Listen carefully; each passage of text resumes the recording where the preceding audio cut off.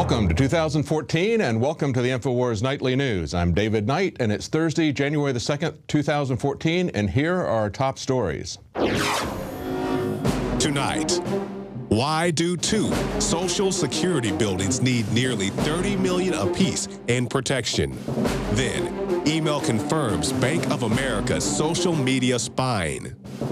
And how the California coast has been affected since Fukushima.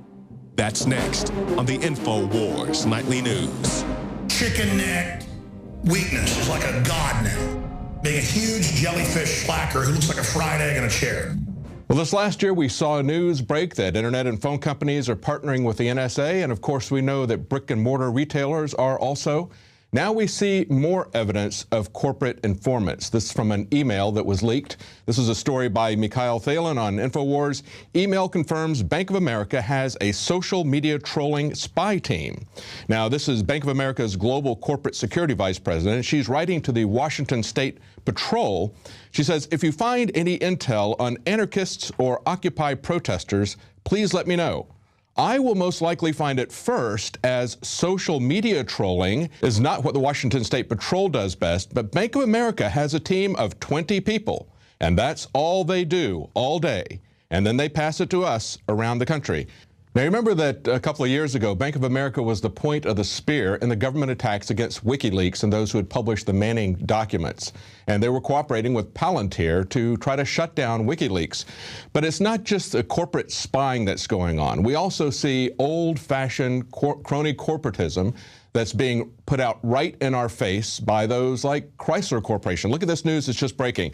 The great Italian auto bailout, courtesy of U.S. taxpayers. This is from Open Market, and they say the Obama administration literally gave away ownership of one of the big three American auto manufacturers to an Italian car maker who was struggling with labor and productivity issues that were worse than those that drove Chrysler to near liquidation.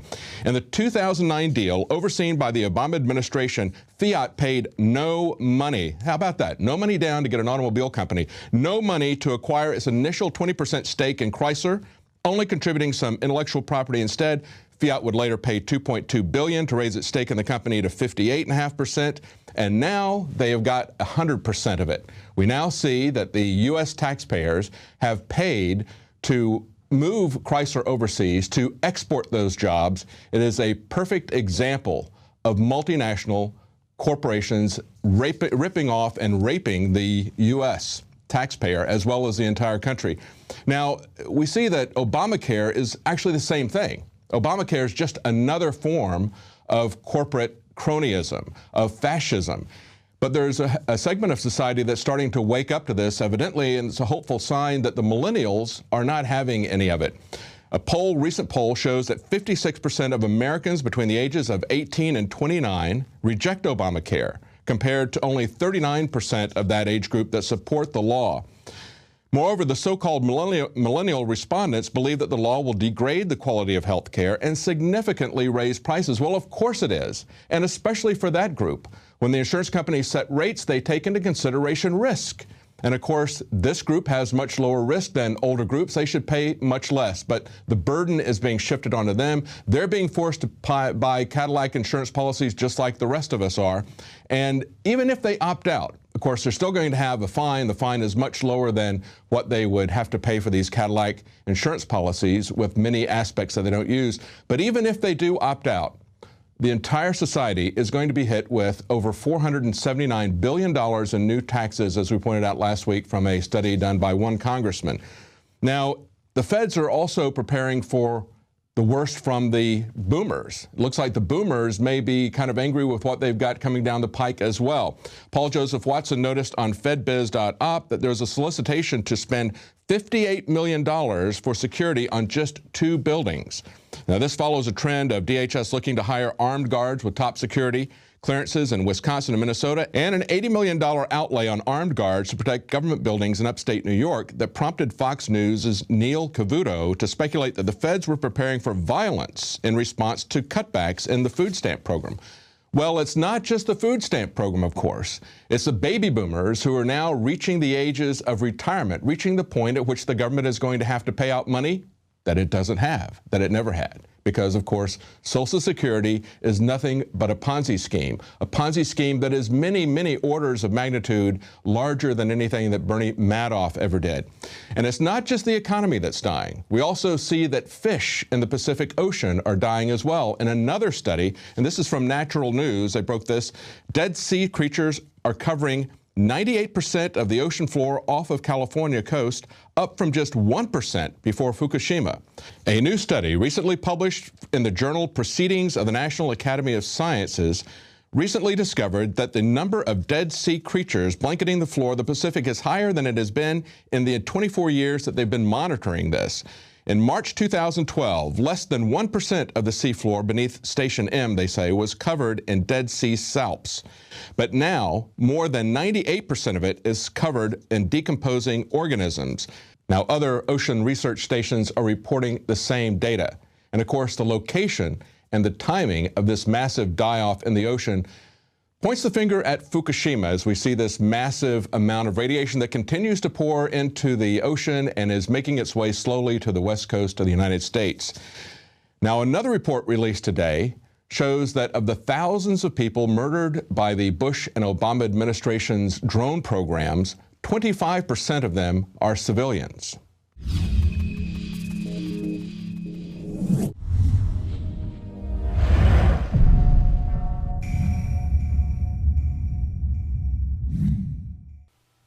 A study released by the Council on Foreign Relations suggests that out of the 3,520 people killed by U.S. drone strikes over the last 12 years, 457, or 11%, were civilians.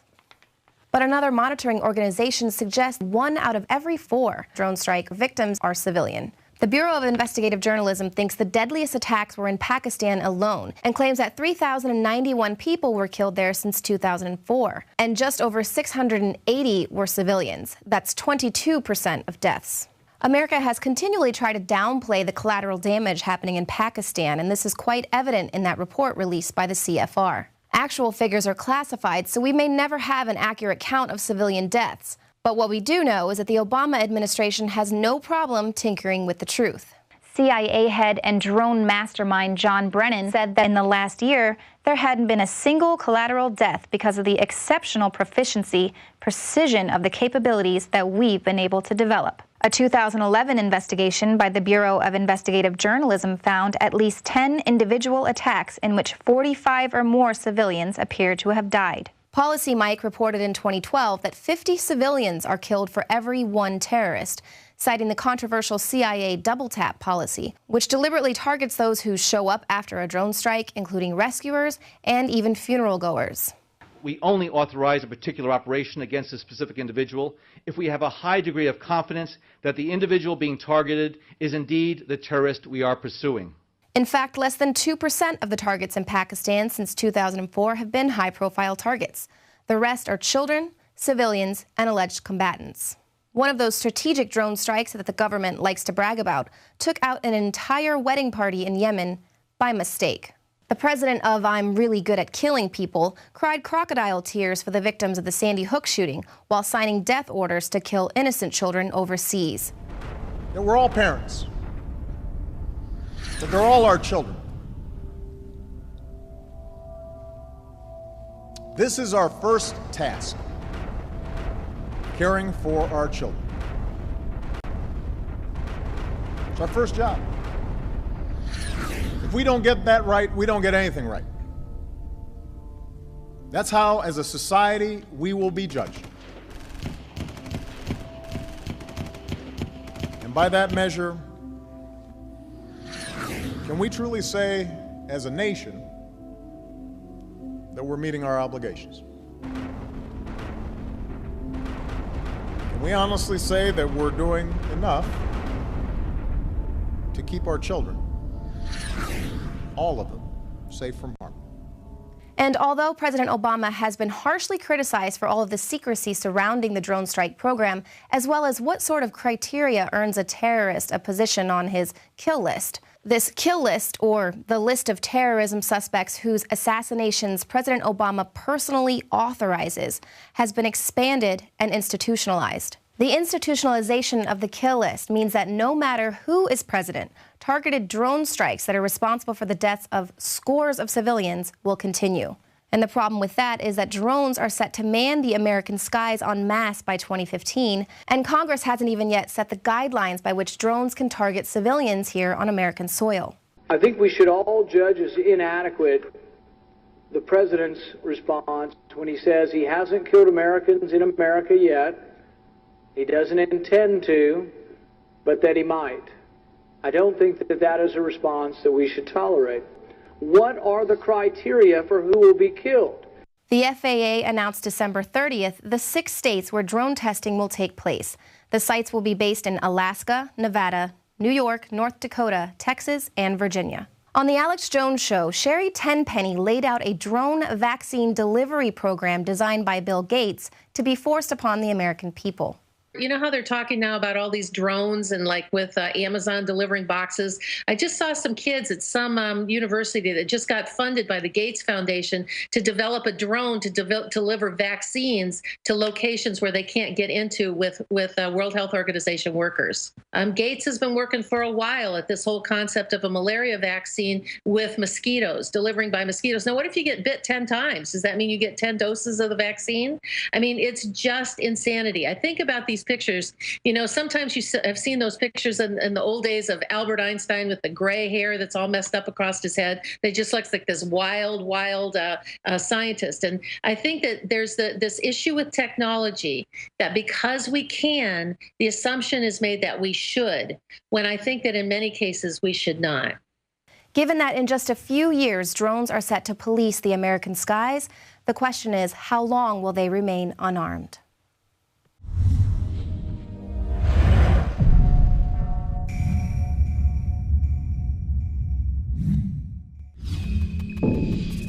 Well, whenever there's a long holiday weekend, the government always uses that as an opportunity to sneak some things in. We have a report about that coming up right after the break. And later in the program, we're going to have an interview with Gerald Celente, and he's going to give us his trends that he sees in 2014. Stay tuned.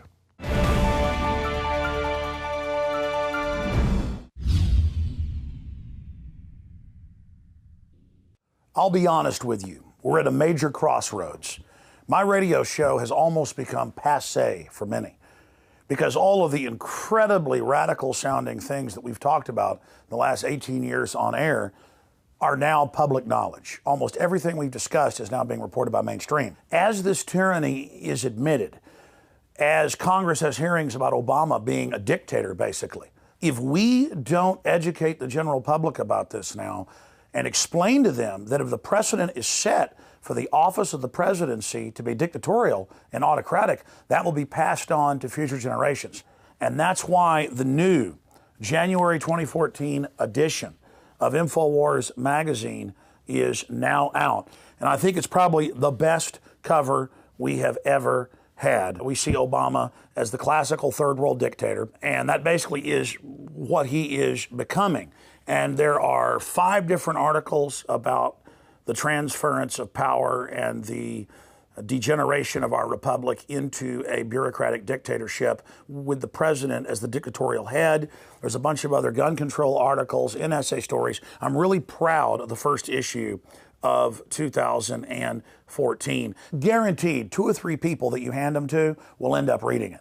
And even if somebody else doesn't read it, they'll leave it laying somewhere and somebody else will read it. This is a very effective way to wake people up. It's a great tool. Instead of costing $10, $15, $20 like a book, you can get it as low as $1 a piece in bulk to get out to your friends and family. So that's InfoWarsStore.com to subscribe to the final year of subscriptions, and you can always continue to buy them in bulk at InfoWarsStore.com or by calling toll-free 888-253-3139.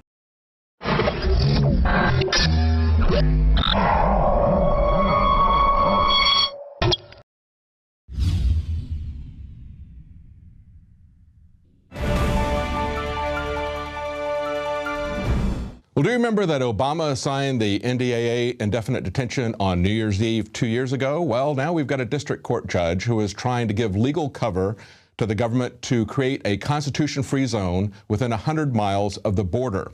This came down on Tuesday. This is District Judge Edward Corman in New York, and he ruled 3 years after the ACLU filed a suit. He argued that the area 100 miles inland falls under a border exemption. Well, you know, I looked in the Fourth Amendment. I didn't see anything in there about a border exemption. I did see stuff in there about people who violate the Constitution, people who are traitors like this judge who thinks that he can modify the Constitution with his fiats. But look at this. This was also pointed out by the ACLU. They noted that almost 2/3 of the population, 197 million people, live within 100 miles of the U.S. border. That would include large cities like New York, Washington, Boston, San Francisco, Los Angeles, Miami, and dozens of other metropolitan areas that are now in an exemption zone that this judge pretends that he's carved out. This judge's ruling has no authority. But of course, this government has a lot of power. We need to take that power away from a government like this, away from a judge like this. This is the same judge that back in May ruled that women of any age could purchase abortion pills without a prescription over the counter. Now, it remains to be seen if Judge Corman is going to feel any heat for his decision, if you're going to put any heat on him. But people are putting heat on Toby Keith for what he's doing in his restaurant. Country music star Toby Keith is in the news once again, this time with his latest hit on the Second Amendment. He opened a new store in the gun-friendly state of Virginia with a prominent sign telling his customers that there are no guns allowed. As a private business owner, Keith does have the right to regulate firearms in his place of business, doing what's best for himself and his customers. But as these varying Facebook posts show, his customers seem to be split down the middle on whether the decision is right or wrong. Regardless of what the controlled media tells you about gun-free zones, there have been numerous instances where concealed carriers or even open carriers have saved the lives of themselves and others. And now a school board in Georgia has approved the use of rifles for their school resource officers. And while I'm not an advocate of shooting rifles indoors, I think this is a great deterrent to any would-be attackers. Proper armaments along with the proper training can go a long ways to save lives in a gun-friendly zone. Every one of the plans in the United States in schools, the emergency plans, are to lock the doors and hide the kids. Well, that was disturbing to us because we're 30 minutes from law enforcement. We had no way to protect ourselves, and there wasn't anybody around to take care of us. We were our first responders. Right. I came up with a plan, and the plan, you know, has been on the news a lot. It's pretty self-explanatory. They have to have a CHL. We approve them. The board approves them individually. We undergo some extra training, and then we use frangible ammunition, which, you know, breaks apart when it hits hard objects. Make sure where you take your friends and family is not a victim disarmament zone. Well, as I mentioned earlier in the broadcast, the amount of the ocean floor covered by dead fish has soared from just 1% to 98%. And of course, that's in the Pacific Ocean and in a time frame that looks like it corresponds to Fukushima. And at the same time, we just learned the government has ordered 14 million doses of potassium iodide, and they want that in just 30 days. So Anthony Gucciardi contacted someone at the federal government who put that order out. We'll have that report following the break. We'll also be talking to Gerald Celente about his predictions for 2014. Stay tuned.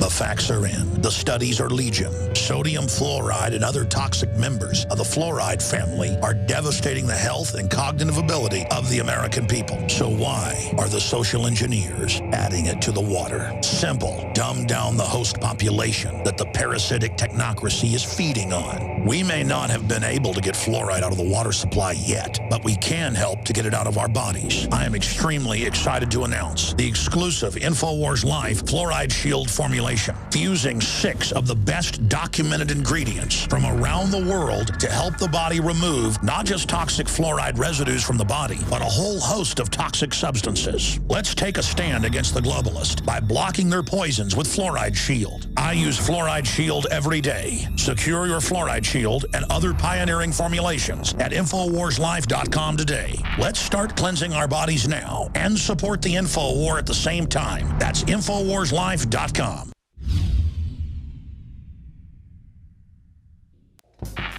We're on the march. The empire's on the run. And the Infowars army is standing strong. Wake up your family, friends, and neighbors and break the matrix at InfowarsStore.com. Learn the truth and spread the message of liberty with the world's most comprehensive collection of books and documentary films. Maintain a healthy metabolism and energize your body to perform at peak health with Survival Shield Nascent Iodine. Protect your family and be prepared with survival foods and emergency preparedness kits. And now you can drink safe water with your own ProPure water filtration system, which removes fluoride and other harmful chemicals from your family's water supply. Save 10% with the promo code WATER. So join the revolution. InfowarsStore.com.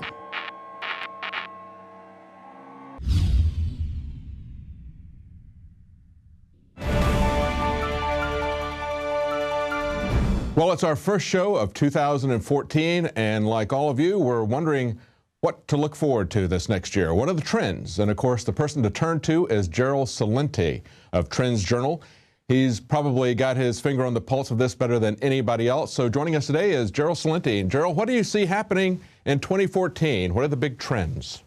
Well, I think with all the golf that Obama's playing, he'll be on the PGA Tour after he leaves office.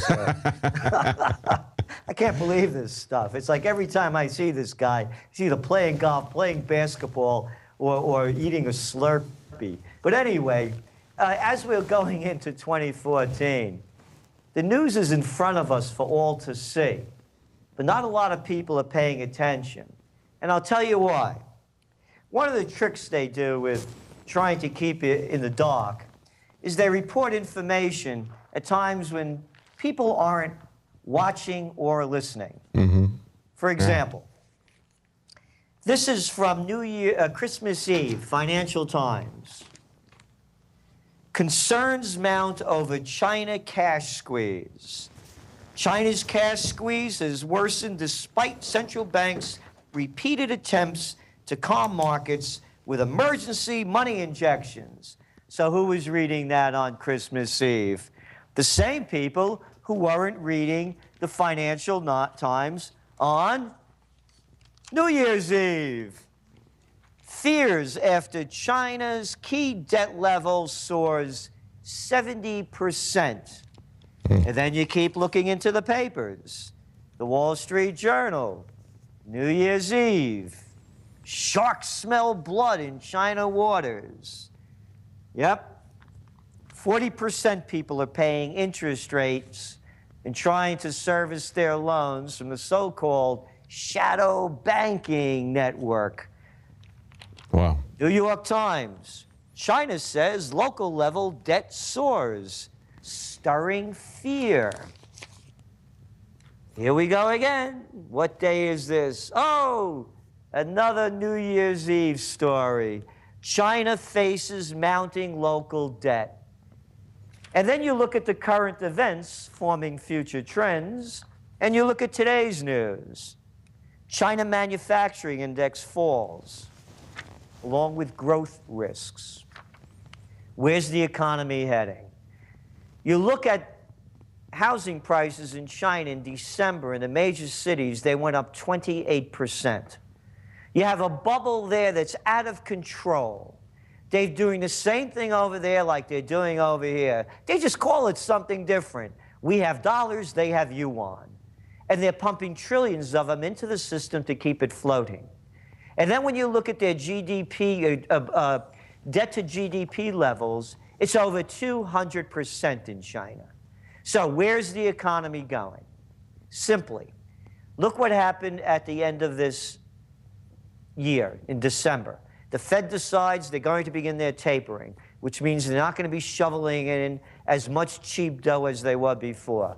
What's the response? Hey, Happy New Year. Market's down today, about 135 points. Hey, look at oil prices. Boom, down $2 and $3. Hey, gold is going up. Wonder why? It's very simple. The more they cut back, the more they try to rein in this wild market, the higher interest rates are going. Look at the 10-year bond now. It's over 3%. Highest level since July of 2011. The higher the interest rates, the deeper the economy goes into recession. So here's our forecast. 2014, more Fed tapering in January. You can see what's going on with the tapering already. You see a slowdown in China. You know what's out of the news? What's out of the news is the lousy retail sales for Christmas time. Hey, boy, they make a big deal out of Black Friday, but when the numbers don't come in so good, all the prostitutes have lockjaw. Hey, you want to buy a car? Tell you what, 0% down, 0% interest. You don't have a good credit rating? Don't worry. Call this number. We'll find a dealer near you. You want to look at the housing market? You're already seeing new applications for mortgages going down. Our forecast. They put more tapering on the table in January. The economy slows down worldwide. They got to do something in China as well. They're all going to start raising interest rates, although everybody says they're not. They have to. If you're going to cut back on the dough flooding in, interest rates are going to go up. It's supply and demand, period, paragraph. As the interest rates go up, the economy starts to tank. So what we're saying is they're going to come out with another new scheme after the slowdown really hits everybody between the eyes and they can no longer avoid it. When they'll come out with another name, they'll call it, quantitative reflux initiative or some stupid BS name that the Fed chair will make up. And they'll keep pumping dough into the economy, and that's when you're going to start seeing gold and silver prices and precious metals start rising again as they try to salvage the economy that's only been pumped up. All of the world equity markets have only been pumped up because of the cheap dough flooding in.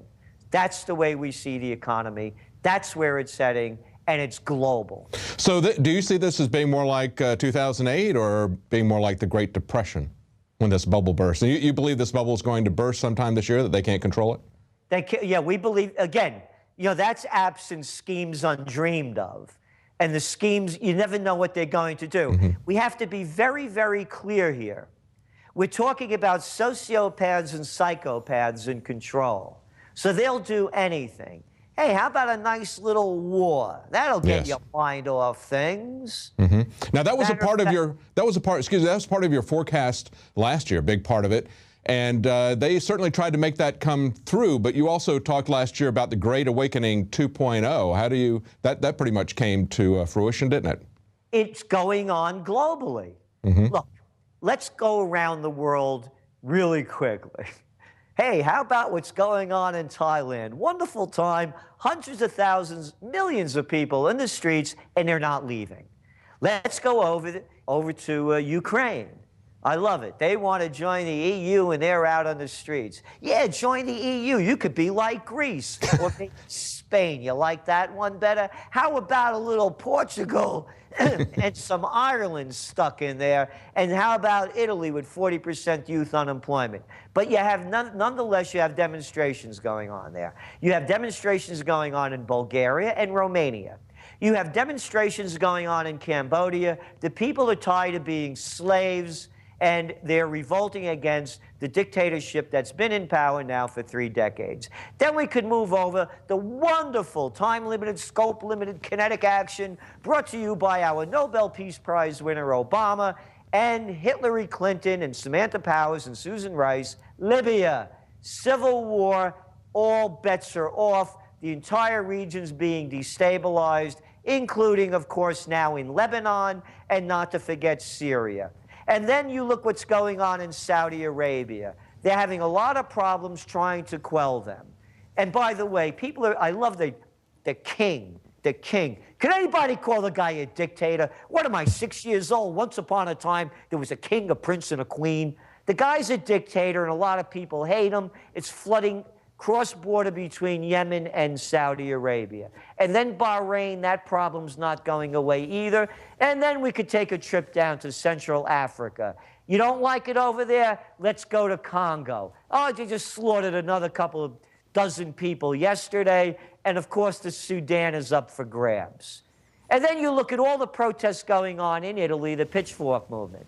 You look what the populist movements are taking over throughout Europe. 25% of the people in the European Parliament want to get off the euro. So yes, the awakening is happening, and the awakening is this. Pick your country. The chances are 9 out of 10 times you got a lunatic in control. And you think I'm making it up? Now the big news over in France is they're going to bring back Sarkozy. It wasn't bad enough before. Let's bring him back for another round of war, rape, and pillage. Gerald, hang on right there. We're out of time for our regular program, but I want to continue this briefly right after the break. Can you stay with us? Sure can. Great, thanks. Well, that's the end of our show, but if you're a Prison Planet TV subscriber, stick around. We've got a lot more of this interview for Gerald Celente, forecasting what he sees happening in 2014.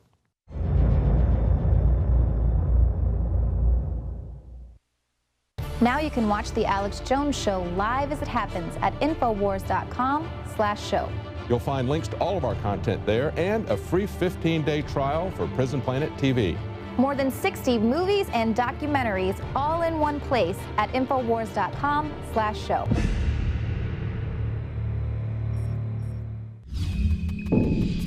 Welcome back to our Prison Planet TV subscribers. We're talking to Gerald Celente as what he sees happening in this new year. And of course, Obamacare is on everybody's mind. One of the big things that happened this year, of course, is Obamacare. We saw the disastrous rollout of the healthcare.gov site. What do you think is going to happen as we move forward? Is it going to continue to evolve, and are we going to continue to have more dictates from Obama changing his law arbitrarily? And what's the impact on the economy that you see? Well, first, the impact on the economy. It's costing everybody, mostly everybody, more particularly the middle class. I mentioned before about Christmas retail sales. You saw the slowdown. You saw the slowdown when Obama, one of the lyingest presidents we've had, you know, along with read my lips, no new taxes. I didn't have sex with that woman, Monica Lewinsky. I smoked, but I didn't inhale. Saddam Hussein has weapons of mass destruction and ties to Al-Qaeda. And if you like your doctor, you can keep your doctor. If you like your plan, you can keep your plan. And if you elect me, we're not going to raise taxes, except, of course, those Social Security payroll taxes. So when they raised those, you saw the impact on retail. Now with Obamacare, you're going to see even a bigger impact on retail, because here's the deal. The deal is this. Median household income has fallen between 8.3% and 8.6% since 2008. Income increased only 0.2% in November after falling 0.1% in October. Now, with people paying more for Obamacare, less dough for the consumer to spend in retail. Now, having said that, you're also going to start, we're forecasting a continuing decline, absent, of course, a geopolitical incident, in oil prices. And what you're seeing with the deal trying to be made with Iran, as we look at it, it all has to do with money, because Iran is going to be a great place to invest in, and it's also going to flood more oil onto the market, and there's also an excess already building as China's economy slows down, and they're the second largest user of imported oil. Going back to Obamacare, it's going to continue to be an unmitigated failure. Never in the history of the United States, outside of the losing wars, has anything failed so greatly as this program.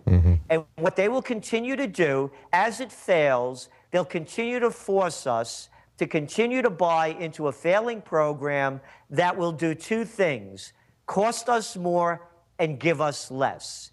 The only people it's going to help are the multinationals, the huge firms that are buying up everything throughout the health sector, whether it's CVS or the mega hospitals. You name it, anybody having to do with the bigness of what Obamacare brings is going to benefit from it, and we're all going to pay for it.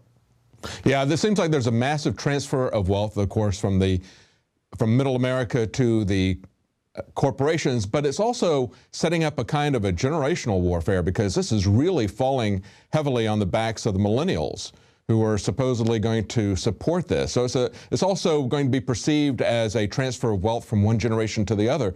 How do you see that shaking out? What do you see happening with the boomers? Well, the boomers are going to get the hardest. You know, the youngest of the boomers just turned 50. The oldest of us are 67. So you got a lot of them in there that are, you know, have a lot of years before they get to Medicare. And they're going to be paying very heavily for this. Yes. Particularly people with families. But with the millennials, you know, when you're young, you don't think you're going to get sick. So, yeah, and they're, of course, depending on the young people to fund it, because the older people are going to be eating through the profits of it.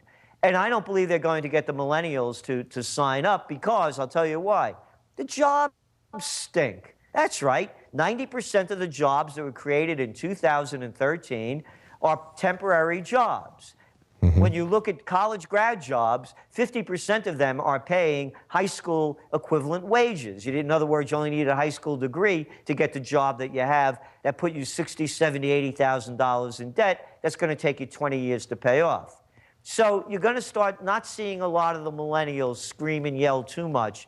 Where we're going to hear a lot of yelling and screaming from them is the jobs stink. Yes. And then you're looking, by the way, as you go globally, you're looking at massive levels of depression coming out of the millennial generation. And a lot of that has to do with Obamacare here domestically, because they've skyrocketed the expense of hiring somebody, putting them on the payroll full time. And of course, they defined that down to just 30 hours a week. Exactly. And you really touched on it when you were talking about the corporations getting bigger. I want to make this 100% clear. Everyone should stop using the term globalization.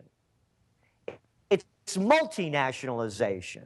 It's the multinationals have taken over everything. You look at who owns all these companies. It's hedge funds, it's private equity groups, it's multinationals. When I was a kid, there was no such thing as Walmarts everywhere. They were down in the South in a couple of states. They used to have these quaint little things. People that wanted to start their own businesses could. They could open up a hardware store, but no more, because you can't compete with Home Depot or Lowe's. They had stationery stores. No more of that. We have Staples and Office Depot. We have Target. We have one after another. They've gobbled up. It's a multinational takeover. So with Obamacare and the way all the rules are being rewritten, and by the way, that's what they've done. They've killed the Robinson-Patman Act, Sherman Antitrust Act, Clayton Antitrust Act, and of course, the Glass-Steagall Act that allows all this to happen. So the people are going to be earning less and paying more for everything that they use, unless they rise up, they stand up, they speak out and say, we've had enough of the corrupt system. We want to restore America to the way it used to be. Yes. And of course, the Trans-Pacific Partnership is Exhibit A and all of that, doubling down on that. And they're a little bit behind schedule. They wanted to get that put in by the end of 2014. Hopefully we can turn that back like we did the war in Syria. I'm just concerned I don't see people in the streets like they were after the TARP. They were angry in Washington. I don't see them taken to the streets, even after the revelations of the NSA, even after we see the massive failures of Obamacare. Do you see that happening this year? No, I don't either. And, and going back, when you talk about the NSA, I'm disgusted with these judges that are making these rulings. Who are these political hacks? I'll tell you who they are. They're treasonous. They are destroying everything that this country was founded upon.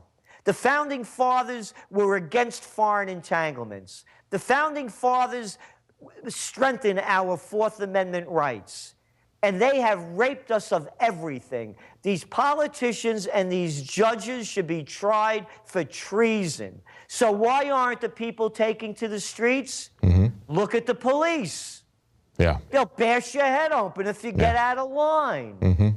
And that's what happens in a fascist country. And when I say fascism, I'm not just throwing that word out there. Hey, you know the big news today? Italy just is buying up, Fiat's buying up Chrysler, the rest of it. That's right. We, the people, bail them out. In capitalism, there are no bailouts. In capitalism, you rise and fall on your own merits. In fascism, the merger of state and corporate powers, where the slimy politicians take our money and give it to their buddies, just cost us $1.5 billion so that the Italians could buy out Chrysler. So in a fascist state, that's the way police act, because they are now the wise guys for the politicians and the big industry that controls them. Now, you were talking about the problems that are on the horizon with China, massive interest rates. It looks like an economic bubble is about ready to burst there. I think a lot of what's going on with these wars, as you pointed out, is that they're trying to distract the public from what's happening domestically. We see this as a pattern that's gone on throughout history. We see last year's war in Syria. There was absolutely no reason for them to push that except to distract the American public. What do you think is going to happen in China if the bubble bursts? You think they're going to push for these wars that they've been bellicosely talking about in the Chinese press? I don't think China's going to push for it. I think Japan is. There's another lunatic over there, that guy Abe. I mean, you want to get people really angry? Keep going to that shrine that both the North and South Koreans hate and the Chinese hate. And they hate it because there are so-called war criminals from World War II buried there. And you look at what Japan is doing with building up its military. And look at the new deal they just pulled off in Okinawa with the Japanese. Hey, how many years is this war over? What are we doing over there? Yeah. And now they're pushing American troops into this pivot Asia, over into Australia. You know, going back, how about that new aircraft carrier we're building, the Gerald Ford? Yeah, $13 billion bucks.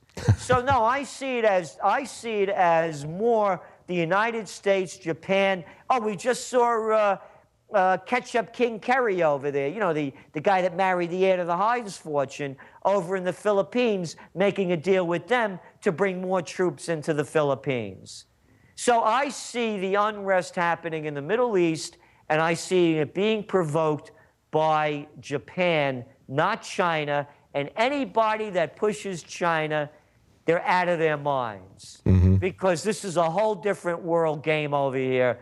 Oh, and by the way, you know, another reason why I think that it's going to be Japan that starts getting the people's minds off it? Two reasons. Abenomics, the trillions of yen that they've pumped into the system, again, only pumping up their stock market, barely boosting their economy. They got another little problem on their hands. It's called Fukushima. Right. Yeah. Yeah. And when this thing, that is going to be an explosive issue in so many different ways. Japan is being threatened, as is the West Coast, and so many other neighboring countries that nobody ever talks about.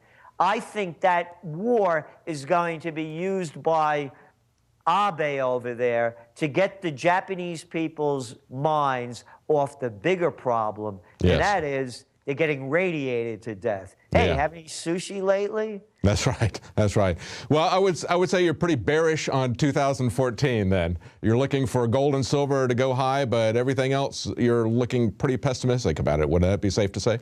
I think it's safe to say on one end, but the other end, there's always that human spirit. And when you look around the world, there are populist movements going on everywhere. In the United States, they're actually calling it a populist movement because the Democrats want to raise the minimum wage. That's not a populist movement. You look at the numbers that just came out, how the billionaires just got, 13 more trillion in 2013. I think you're going to start seeing breakdowns of system and new ones being reborn. And of all places to look, cast your eyes over to India. They just had an election. The Common Man Party, out of nowhere, won. And they're making the major issue that they're promoting is to end the corruption. If they can do it in India, we could do it here. We do not have a representative form of government. We have the Democrats and the Republicans. They represent the most powerful and the people that give them the most dough. And again, I rather call them the Bloods and the Crips because they're a gang. And they're murderous. They start wars, continue. Hey, how about a drone for lunch?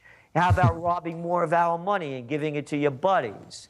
How about what they've done with these record low interest rates where people can no longer save money and are being forced to gamble in the stock market? We need a new system. As long as the current one continues, the future, the handwriting is written all over the wall of 2014. It's up to the individuals.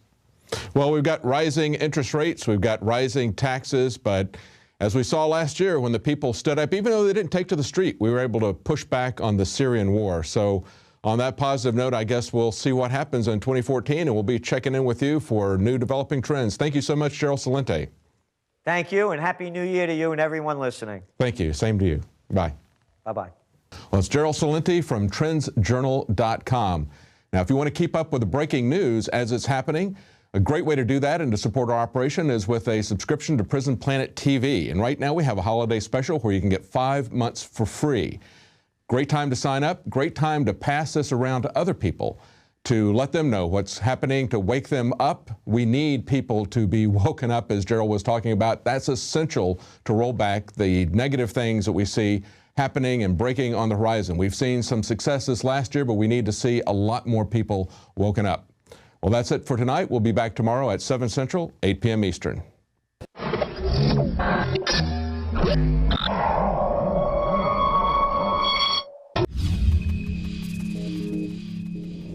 It was revealed yesterday that the Department of Health and Human Services was buying up about 14 million doses of potassium iodide, which is, of course, used for nuclear disasters to block the uptake of radioactive isotopes. Now, the thing was, we found out about this through news tips from some insiders about 2-3 days ago.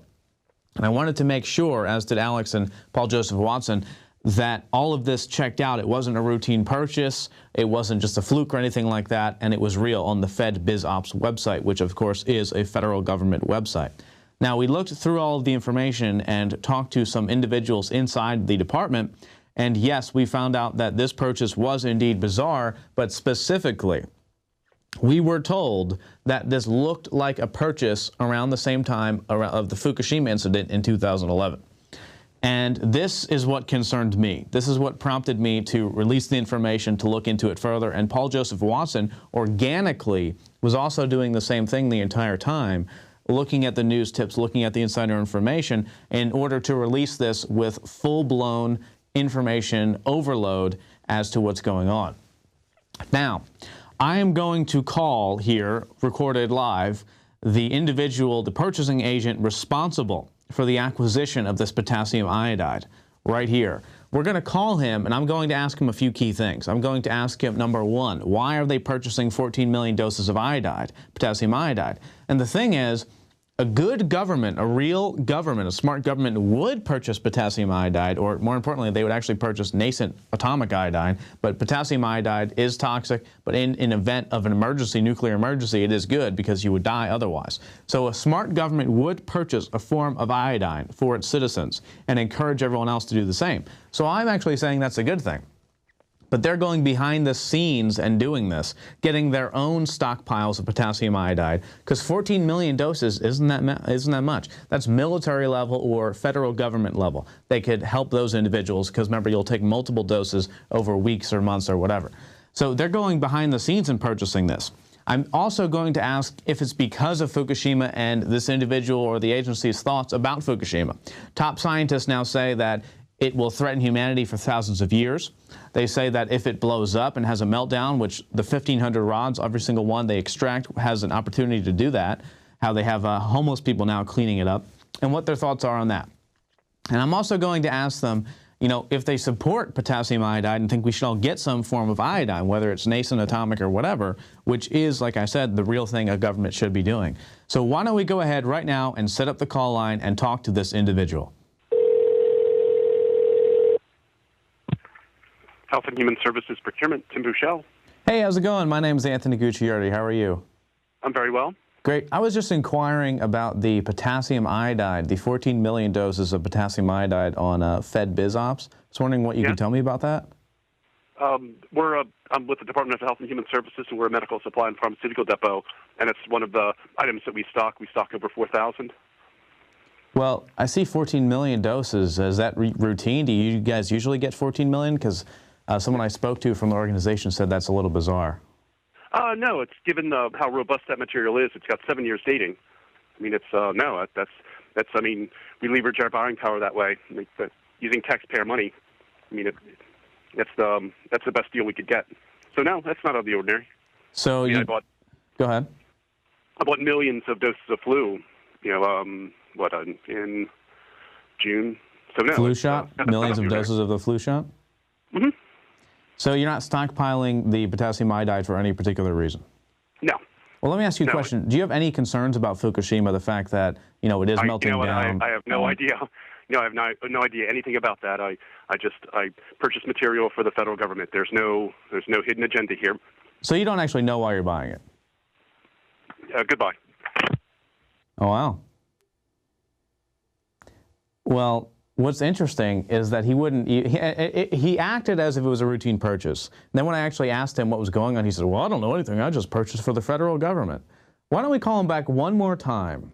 Just one more time. We don't want to get into harassment territory. Just one more time. And I want to ask him to clarify his statement on the fact that he just buys for the federal government. He doesn't know anything. He doesn't care about Fukushima. They're just buying tons of iodine and potassium iodide just to stockpile it, just like they're buying billions of bullets just to help the taxpayer save money. That's why they're buying billions of rounds of ammunition. That's why they're buying 14 million doses of potassium iodide, to help the taxpayer save money.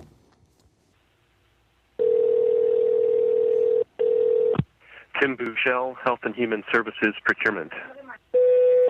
Hey, how's it going? This is Anthony again. Sorry to call you once more. I just really wanted to ask you a question. As a public servant, you know, people like myself paying you to serve us, I wanted to ask you to clarify your statement that you just work for the federal government. You know, not that you don't have to talk to me. You hung up on me. You just work for the federal government. You just work for me.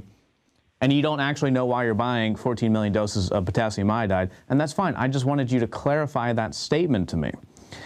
Because I've actually spoken to government insiders who actually work at this department, and they told me that it was a bizarre purchase and that it was out of the ordinary. And they also told me that there are deep concerns about Fukushima. So I wanted to get your take on that. You wouldn't comment on Fukushima, which is fine.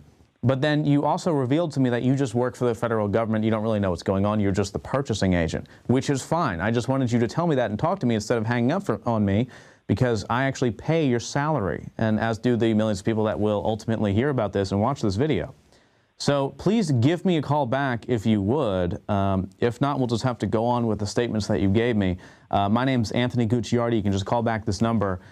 Thanks a lot. I think you should look into Fukushima, really, because even the top scientists who, they're called conservative by the other top scientists, say that for thousands of years we'll be threatened by Fukushima, and if it blows up, it will mean the end of Japan, quote unquote, bye-bye Japan, and we'll have to evacuate the West Coast. So I don't blame you guys if you're stockpiling the potassium iodide. I don't blame you. That makes sense. That's smart. That's what a good, real government would do, is stockpile it for the citizens. My thing is 14 million doses obviously is not enough for the citizens, and it's not even enough for most government, since the federal government is now so bloated. So please give me a call back and let me know if you want to clarify your statement. Again, I'm Anthony Gucciardi. Thanks a lot. So give me a call back if you would, please.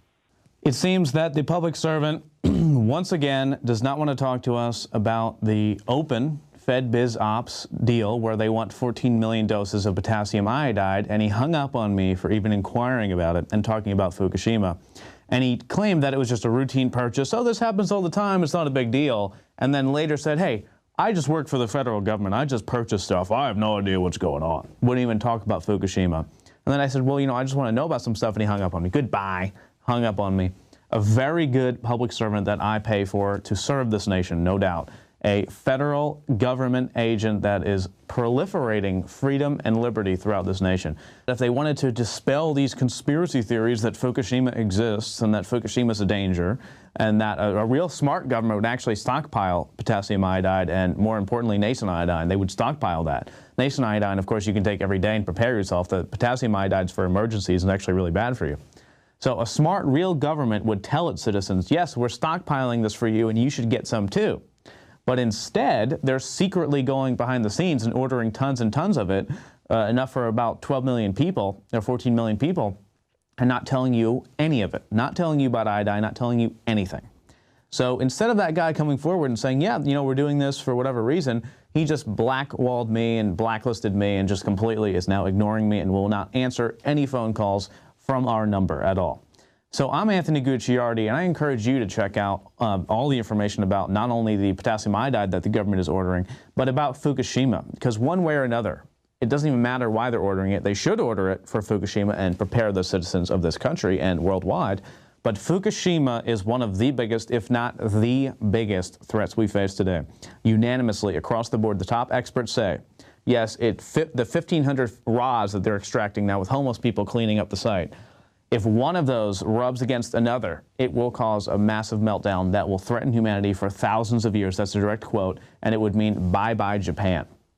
So this is serious, this is real, and it's not coming down to these weird losers at the federal government hanging up on me for asking about it. I'm Anthony Gucciardi, and keep looking for truth and information.